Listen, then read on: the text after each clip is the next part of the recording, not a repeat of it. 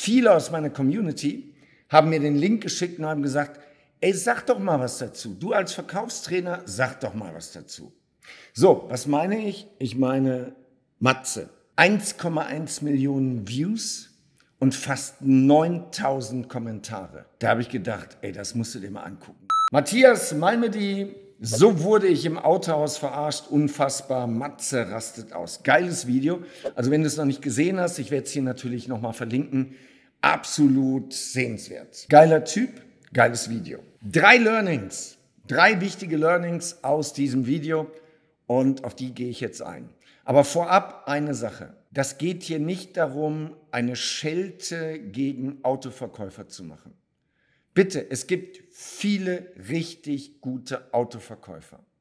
Das ist halt jetzt ein krasses Beispiel gewesen, was Matze da gemacht hat. Und nochmal, Autoverkäufer haben eine ganz besondere Position. Geh mal auf eine Party, du lernst ein paar Leute dort kennen und jetzt willst du ein gemeinsames Gesprächsthema haben, wo alle draufhauen können. Was machst du? Du sprichst über Verkäufer im Autohaus und was du im Autohaus erlebt hast, oder? Und darum geht es mir jetzt nicht. In diesem Antwort-Video, Reaction-Video geht es mir nicht darum, draufzuhauen. Und das hat Matze auch nicht gemacht. Er hat nicht draufgehauen. Er hat einfach sehr sachlich, aber in einem geilen Comedy-Style erzählt, was ihm da passiert ist. Und ja, jeder, definitiv jeder, könnte darauf einsteigen und könnte sagen, ich habe auch was erlebt. Also er hat ja auch gefragt, also es ist ja, warum hat dieses Video fast 9000 Kommentare?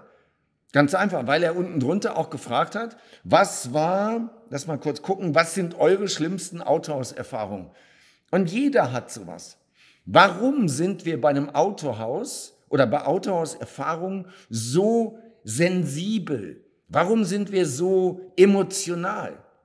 Weil es für die meisten Menschen eine der größten Anschaffungen, nach Immobilien, ist es die größte Anschaffung in ihrem Leben.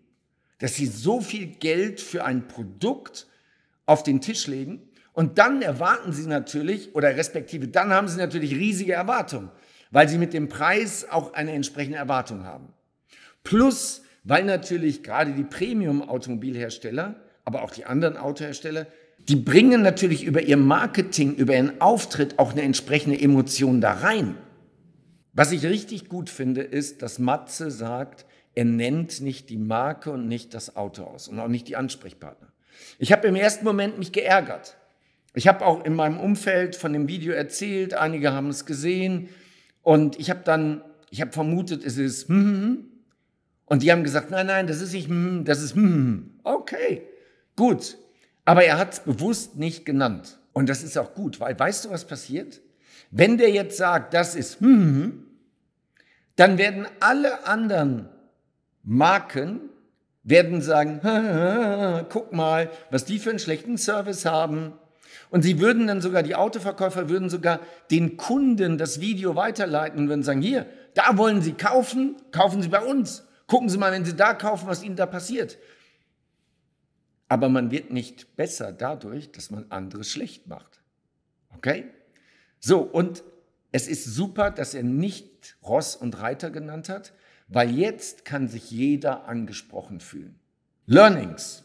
Erstes Learning aus diesem Video ist eine klare Rollenklärung. Du musst als Führungskraft mit jedem Mitarbeiter in deinem Unternehmen die Rolle klären. Was ist deine Rolle, wenn du am Empfang arbeitest, an dem Tresen, wenn du da reinkommst? Was ist deine Rolle? Was ist deine Aufgabe? Was tust du nicht? Was hat Priorität, was nicht? Das ist nicht geklärt. Und deswegen haben sich die 3 Damen so verhalten. Als Assistentin, was bedeutet das als Assistentin eines Geschäftsführers, einer hohen Führungskraft? Die Rolle ist nicht geklärt. Sie sagt, das kann nicht sein. Heißt das, der Kunde lügt? Das kann nicht sein, dass sie einen Termin hat. Nee, das kann nicht sein, weil der ist ja im Meeting. Und der hat immer recht. Da mal hinzugehen und zu sagen, okay, kleinen Moment, ich gehe mal kurz in das Meeting, ich lege ihm mal kurz einen Zettel hin, ich gucke mal kurz, wie er reagiert, wo ist denn das Problem? Sie stört nicht und er hat die Chance, die Situation zu retten. Rollenklärung. Ein Verkäufer, der einen Kunden, der mit dem Auto auf den Hof fährt und parken will, dann wegzuschicken unfreundlich. Die Rolle ist nicht geklärt, nämlich die Rolle, Was ist dein Job und was ist es nicht? Und was für Umgangsformen haben wir in diesem Unternehmen? Da ist es egal, was du verkaufst oder in welchem Unternehmen du bist. Also, dieses Video ist perfekt für alle Mitarbeiter im Service, für Verkäufer, für Azubis, dieses Video anzuschauen und zu sagen, was lernen wir aus diesem Video für unser Verhalten in unserem Unternehmen? Also ich kann jedem nur raten, jeder Führungskraft, nehmt dieses Video als Schulungsvideo und schaut mal, was ihr da rausholen könnt. Rollenklärung, erster Punkt. Und übrigens, der Fisch fängt am Kopf an zu stinken. So, das bedeutet im Klartext, als oberster Boss muss ich sicherstellen, dass in meinem Betrieb alle ihre Rolle klären. Erster Punkt. Zweiter Punkt. Die Prozesse sind nicht richtig durchdacht. Am besten ist es, das Problem ist, wenn du im Unternehmen bist, dann bist du Teil des Problems, Teil der Sache, du bist beteiligt.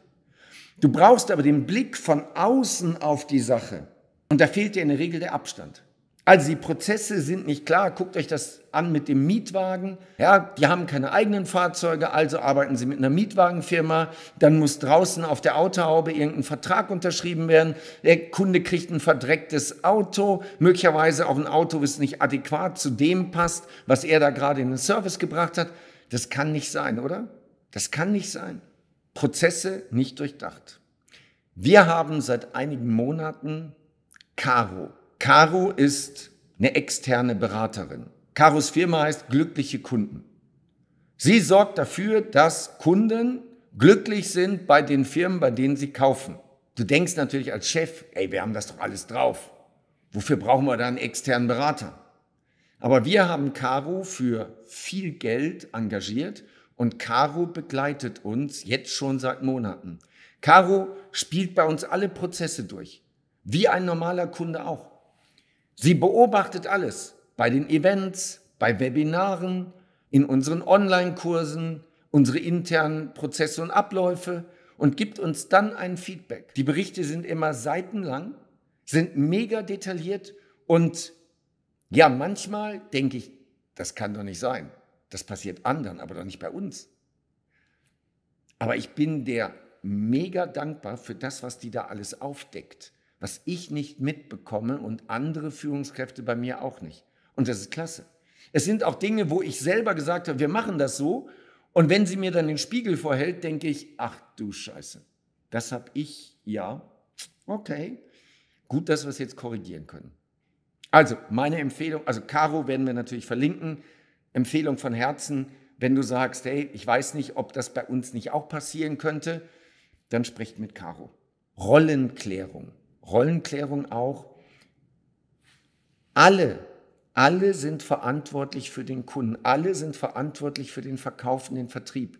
Egal, ob du am Empfang sitzt als Begrüßungsdame, ob du Chefsekretärin bist, ob du im Service an dem Wagen schraubst oder was auch immer du machst. Wir alle sind dafür verantwortlich. Und dann ist es aber nicht klar. Ein Kunde kommt rein und sagt, hey, mein Leasingvertrag läuft aus. Der Text würde weitergehen, also Subtext ist, danach brauche ich ein neues Auto. Das ist eure Gelegenheit, Umsatz mit mir zu machen. Attacke. Zeig mir doch mal, was du hast. Der Haken ist, dass die da nicht drauf trainiert sind. Sie nimmt das nicht wahr. Sie sagt, ich darf hier nicht beraten. Was? Bitte? Sie darf nicht beraten und dann zieht sie sich aus der Nummer raus.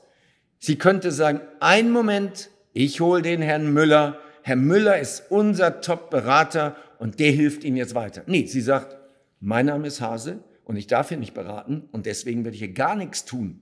Hast du Pech gehabt, Kunde? Musst du woanders kaufen? Gib dir ein Beispiel. Bei mir im Social-Media-Team sind alle auf Kaufsignale sensibilisiert. Und wenn wir zum Beispiel einen Kommentar sehen oder eine Frage sehen, hey, wann ist denn das nächste Umsatzextrem-Seminar? Wo ist denn das nächste Umsatzextrem-Seminar? Was kostet denn das nächste Umsatzextrem-Seminar? Wie viele Teilnehmer sind denn da? An welchen Tagen ist das denn? Wie lange geht das denn? Das sind Fragen, sogenannte Käuferfragen, sogenannte Kaufsignale. Die fragt man nur, wenn man innerlich überlegt, ach, da könnte ich eigentlich hingehen. Und wenn im Social-Media-Team jemand, der die Instagram-Posts macht, jemand, der die Videos schneidet, jemand, der Community-Management macht, wenn einer von denen sieht, dass so etwas da steht, dann gibt es sofort einen Screenshot und dieser Hinweis landet im Vertrieb. Und der Vertrieb findet heraus, wer war das, findet die Nummer raus und ruft die Person an. Meistens fragen wir die Person dann. Wir fragen, hey, Umsatz extrem, geiles Seminar, gib mir doch mal deine Nummer, dann ruft dich einer aus dem Team an und ihr sprecht in Ruhe darüber. Wie wär's? So, die meisten geben ihre Nummer, weil ich auch eine vertrauenswürdige Person bin. Und dann sprechen die darüber. Aber das ist ein Kaufsignal. Und das heißt doch nicht, dass jemand sagt, Moment, ich schneide hier Videos, ich bin kein Verkäufer. Hey, ich schneide hier den Podcast, ich bin kein Verkäufer. Hey, ich mache die Instagram-Posts, ich bin noch kein Verkäufer. Doch natürlich, wir sind alles Verkäufer. Du musst die Rolle klären. Kannst du das sicherstellen? Kannst du sicherstellen, dass alle in deinem Betrieb das schnallen? Jeder, der im Kundenkontakt ist, direkt oder indirekt, dass der weiß, ich bin dafür verantwortlich, dass wir hier Umsatz machen und ich bin darauf sensibilisiert, dass wir Kaufsignale wahrnehmen. Und dann noch eins, diese Führungskraft. Diese Führungskraft, die sich rausredet, entschuldigt damit, dass meine Mitarbeiter haben mich nicht aus dem Meeting geholt. Bitte? Was ist das für eine Führungskraft, die Opfer ist? Sie ist Opfer ihrer Mitarbeiter, Opfer der Umstände. Ja, ich konnte nicht, weil ich bin ja nicht aus dem Meeting geholt worden. Wie wäre es mal mit einer Schippe Selbstverantwortung? Wie willst du denn von den Mitarbeitern Verantwortung, Selbstverantwortung erwarten, wenn der Chef die schon nicht für sich übernimmt? Der Fisch beginnt am Kopf zu stinken. Für alle Führungskräfte, die das hier jetzt sehen, wie ist das bei dir? Was lebst du vor? Schlussendlich tun die Mitarbeiter nicht das, was du sagst, sondern das, was du vorlebst. Was lebst du vor? Bist du Opfer der Umstände oder hast du Eigenverantwortung? So, und der letzte Punkt, den wir lernen können, das allerletzte, was Matze in dem Video sagt, dann wird das nächste Auto wohl eine andere Marke. Ja, Auto ist so emotional. Auto ist so hochpreisig, dass wir die Marke wechseln, den Anbieter wechseln, wenn wir uns emotional nicht richtig abgeholt fühlen. Und genau das ist Matze passiert. Der ist so weit weg von emotional abgeholt worden, wie eine Kuh vom Fliegen. Kleines Beispiel. Wer verkauft einem neuen Kunden, also angenommen, du gehst in ein Autohaus, du hast dort noch nie was gekauft, wer verkauft dir das erste Auto? Sagst du, Dirk, was für eine Frage? Natürlich der Verkäufer. Genau, der Verkäufer. Das Marketing, die Mundpropaganda, was auch immer, hat dafür gesorgt, dass du dich mit der Marke beschäftigt hast, mit dem Auto beschäftigt hast. Du hast vorher schon ein bisschen recherchiert, du gehst in das Autohaus und der Verkäufer macht den Sack zu. Yes! Wer verkauft dir den zweiten Neuwagen? Wer verkauft dir den zweiten? Ja, jetzt sagst du, Dirk, ja, der Verkäufer vom ersten Mal. Wenn der noch da ist, gehe ich wieder zu dem hin und bei dem kaufe ich das. Theoretisch ja. In der Praxis? Stell dir mal vor, du hast den Wagen 2, 3, 4 Jahre und der Wagen geht schmutzig in den Service, kommt schmutzig zurück. Oh, tut mir leid, Herr Kräuter, wir hatten keine Zeit, den Wagen zu waschen. Nächste Mal. Okay. Der ist nicht sauber. Der Sitz ist verstellt. Die Anzeige im Display mit der Fehlermeldung ist immer noch da. Sie haben sich nicht wirklich um den Wagen gekümmert. Sie sind nicht pünktlich fertig geworden. Du musstest noch warten. Der Leihwagen, der dir versprochen wurde, war nicht da. So, das passiert dir nicht einmal, das passiert dir jedes Mal. Wer verkauft dir den zweiten Wagen? Der Service. Die freundliche Mitarbeiterin am Empfang, die dir einen Kaffee anbietet, die immer ein Lächeln drauf hat, die immer gut drauf ist, die alles für dich organisiert. Der Verkäufer, der zwischendurch dich sieht oder der weiß, dass du heute da bist und sich das in den Kalender einträgt und dann zwischendurch kommt und sagt, hey, Herr Kräuter, alles gut? Wie ist es? Die Leute im Service, die eine ordentliche Leistung abliefern und auch freundlich und zuverlässig sind.